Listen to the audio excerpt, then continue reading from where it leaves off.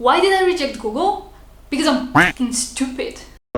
Hello coders, it's Caro, and in today's video I'm going to finally tell you why I rejected Google's offer and a little bit more about the weird relationship I have with Google. We will go back all the time to the first time Google rejected me, through the time I rejected Google later on, through all of the different experiences that I was able to have thanks to Google. So like this video now and we'll get straight to it. So my whole journey with Google started at, I think it was like the second year of uni or maybe a third year of uni, where I applied for an internship. As like a high school kid, my dream was to work for Google. I mean, I wasn't really specific. I was like, Google's fine, Apple's fine, Microsoft fine, Adobe's fine. But that year I just decided to apply to Google and Microsoft. So as you might know from the other video, Microsoft actually accepted me. So go and check it out if you haven't already. And now back to Google. Interview at Google was my first interview at big tech. It was difficult because of a few aspects. 1, I was stressed. 2, it was in English. 3, it was over the phone, so I couldn't actually read lips of the person I was talking to. I don't remember the question itself, but I remember one small detail when the guy asked me, "Is this thing mutable or not?" And I had no idea what mutable means, just because in Polish we call it different. So I wanted to Google it and just Google Translate it. And then the guy on the phone got really angry and he was like, "Don't Google anything, you have to know this." And that just kind of killed my confidence and it just went downhill from there. So I got rejected as I expected, but I had my Microsoft interview scheduled, so I just kind of started thinking about that instead of crying after Google. 1 year later, they wrote to me again and they were like, "Do you want to try again to apply for an internship?"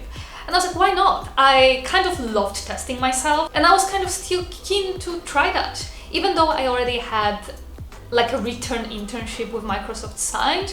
So this time the question was around implementing last recently used cache. This wasn't implicitly stated at the problem, it was more like there was kind of a real life problem presented and then I had to figure out that what I want to do is actually LRU cache. This went really well as that was something that I was already implementing in my Android apps, so it wasn't difficult. I mean, I had to code it in Google Docs, but it's still kind of a pseudocode, so who cares? He asked me a few follow-up questions and I remember I answered all of that. I was quite confident after this interview and yes, I got the offer. So after you pass the technical interviews with Google, you also have to interview for specific teams. So I had an idea here that for the summer, when we have a break during uni, I will go to Norway and work at Microsoft. Then I will go back and I will try to do my uni at the same time as I'm doing internship at Google. That's why I wanted to do this internship in Poland. I talked to the team liked me, it was a Kubernetes team. We both accepted each other, so you have to say you like the team and the team has to say, oh, they like you. So that happened and then they sent me the contract. And here's where my problems started. I was back then already working full-time, so this internship would replace my work at this time. But also for this internship, I would get paid half of what I would get paid at my normal job. So I was trying to negotiate. I was saying that, well, I need to support myself. This is how much I'm making now. Are you able to pay me a little bit more? To which Google responded that, well, the only way for them to pay me more is to put me in another country, so they suggested Switzerland. And here is how stupid I was. I said no. I should have said yes straight away, because working in Switzerland, which is a country I haven't been to previously, would be such a good experience for me. I would make heaps of money, but that's not the point. The Zurich office is the biggest office. There's 2,000 people there. They have few different buildings. They have 3 restaurants. How do I know that? That's the part of my weird relationship with Google, but stay tuned for that one. So yeah, I said no. I think they were surprised. I think I was stupid because what was driving me to make that decision was mostly money. You could ask, why didn't I just do this internship during summer and just not do the Microsoft one, which I already did before? And this is the question I'm asking myself over and over again. I know why I did it. It was because I really wanted to join Microsoft as a full-time employee after I finished uni. And I thought that the only way to do it is to accept the return internship, so then I could accept the return offer. The truth is, I could have just said no. I could do my internship at Google this time, and then I would be able to go back to Microsoft. They would want me anyway. Or I would know if maybe I like Google more and then I could go to Google. As you probably already know, I didn't go to either because I joined Canva.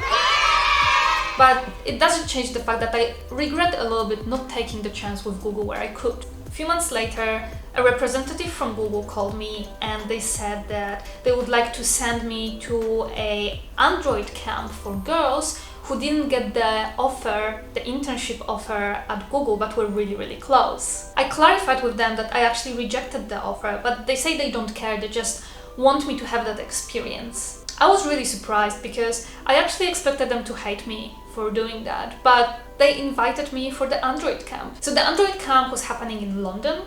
They paid for the tickets, they paid for my hotel for a week, and then we had a week full of activities where they taught us how to code for Android. The funny thing was, like, I already knew most of that, but I still enjoyed the process. It was the time when smartwatches just started being visible, not even popular, just visible. One of the guys at Google actually made a whole presentation about like having some kind of a smartwatch with like one of the first versions of like Google Wear. So I remember having a chat with him about like programming for those smartwatches, which is something new that I haven't done before.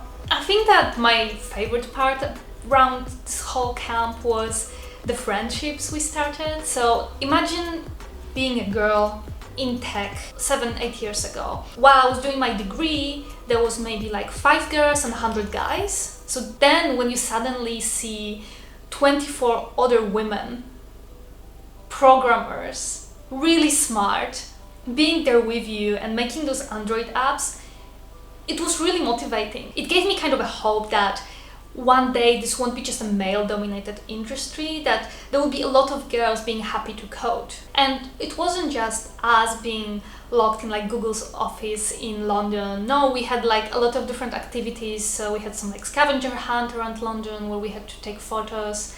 We had some different competitions. Every time you could win some more swags. So this Android I got from that camp. I also got this hoodie at this camp.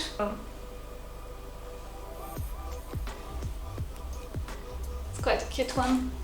And we got like an umbrella, like a towel with like a huge Android. At the end we had the hackathon where in groups of 5 we had to create apps that we wanted. So everyone could put their idea, then 5 of the ideas won, and then we created teams around those 5 ideas, and then we had 24 hours to code it. I remember I didn't sleep the whole night.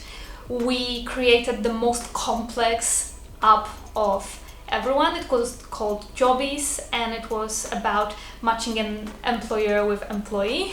It was all before Tinder was cool or even existed.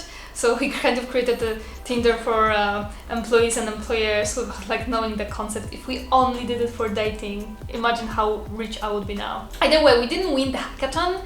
There was another idea which was much simpler but at the same time much more powerful. They created kind of a system where if you see an accident, you can take a photo, write down like some more context, and then it would get sent to all of like doctors that are registered within the apps and they would be able to help. So that's one of the things that Google did for me. A year later, they actually invited me to Zurich for 3 days. But that was also really cool because in Zurich, they also do some of the YouTube work.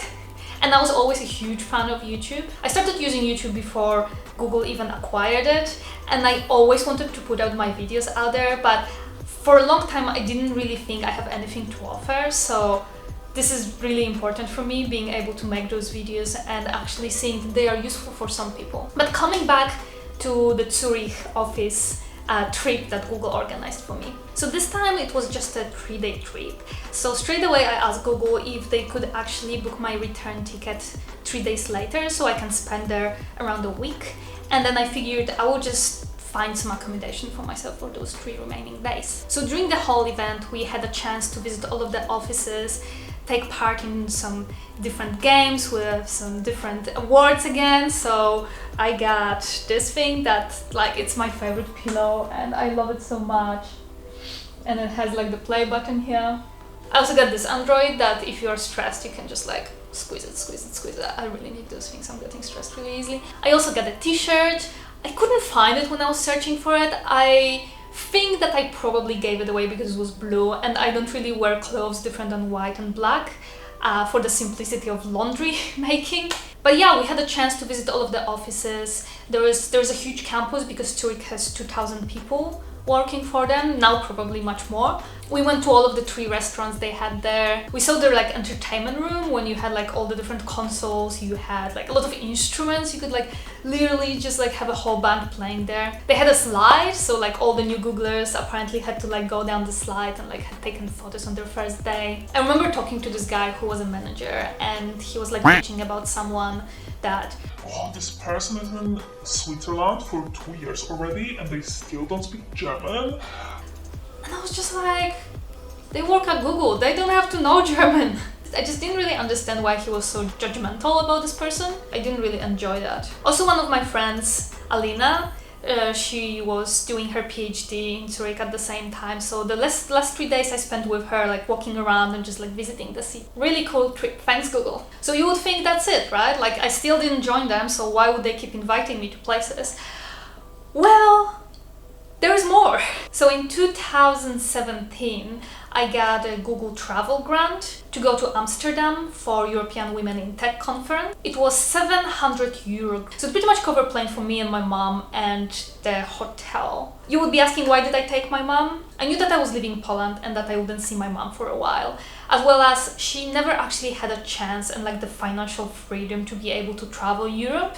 So I just decided that like taking her to Amsterdam will be fun, and I think she really enjoyed it. We arrived to Amsterdam a couple of days earlier before the conference, just so I can spend time with my mom just visiting the city. We packed our schedule to see as much as possible. No, I didn't smoke weed with my mom. It was me and a few other women that got this grant that year. One of them was actually studying at the same university as I did. The European Women in Tech, or like the Women in Tech series in general, is an amazing conference, and I would definitely recommend you to go. If you're a woman starting in software engineering, you should definitely attend one of those. I know they are not cheap, so you can try to get a grant, you can try to get a scholarship just to get it paid for. Also now during like the time of pandemic, they are all happening online and that's much cheaper. But just the opportunity to see powerful women, great leaders, it's really inspiring. Like you see how smart they are, you see how much knowledge they have, you see them managing hundreds of people under them. You can attend workshops which are specifically technical,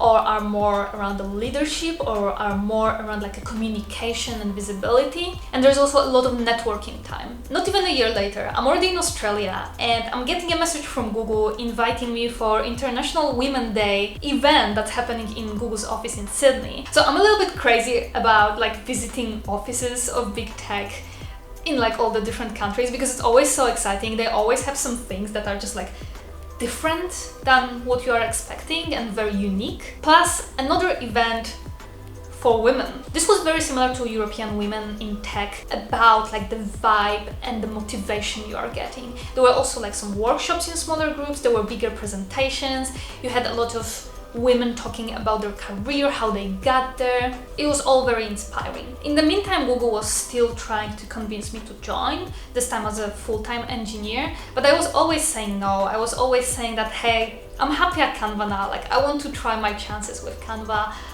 I feel like I'm making an impact.